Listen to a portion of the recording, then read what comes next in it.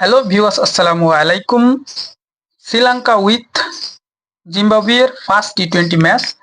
Sri Lanka win by 4 wicket against Zimbabwe. আপনারা যারা ম্যাচটা দেখছেন আমি তাদের বলি, আর যারা দেখেননি কিছু নিউজ আছে, ঠিক আছে? যেরকম কামিসা মেন্ডিস, আপনারা কামিসা মেন্ডিসের সবাই জানেন কামিসা মেন্ডি একটা ম্যান তিনজনের কাজ করে।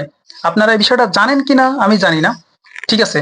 কামিসা মেন্ডিস দুই হাত দিয়ে বল করে, ঠিক আছে? দুই হাত দিয়ে বল করে। যে সব অফ স্পিনার বল করে যে লেফট হ্যান্ড ব্যাটসম্যানের সময়, ঠিক আছে, তখন লেগ স্পিন হয়ে যায়। আর আপনি দেখবেন রাইট হ্যান্ড ব্যাটসম্যানের সময় বাম হাত দিয়ে বল করে, সেই সময় আবার লেগ স্পিন হয়ে যায়। এত বড় ইনফ্যাক্ট ফেলে যে কামিসা মেন্ডিস, বাংলাদেশে যত ভুগো এই কামিসা মেন্ডিস আর ডি সিলভা, আপনারা সবাই জানেন, ঠিক আছে? পাতাম নাসাঙ্কা ও 32 বলে 55 করেছে এই, ঠিক আছে?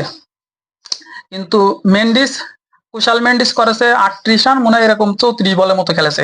এটা কোনো বিষয় না, কিন্তু প্রবলেম এই কামিসা মেন্ডিস। কামিসা মেন্ডিস অনলি 16 বল করে 41 রান করেছে, 250-এর উপরে স্ট্রাইক রেট নিয়েছে, তার সাথে 4টি সিক্স মারছে এবং জিম্বাবুয়ের হারানোর একটাই কারিগর, সেটা হচ্ছে কামিসা মেন্ডিস, ঠিক আছে? তো কামিসা মেন্ডিস লেফট হ্যান্ড ব্যাটসম্যান, দুই হাত দিয়ে বল করে, মনে করে একজন প্লেয়ার তিনজনে কাজ করে। আর এটারে সামলানো আমাদের বাংলাদেশের এশিয়া কাপে সবচেয়ে বড় জরুরি। আমরা যতটা সিরিজ হারিয়েছি, যতটা ম্যাচ হারিয়েছি, সবকটা আপনারা ফলো করলে দেখবেন এই কামিসা মেন্ডিস আর ডি সিলভা টেস্টে আমাদের পাগল বানাইছে, ওডিআইতেও পাগল বানায়, টি-20 আমরা জিতে আসছিলাম, ঠিক আছে? এটা হচ্ছে মেন প্রবলেম।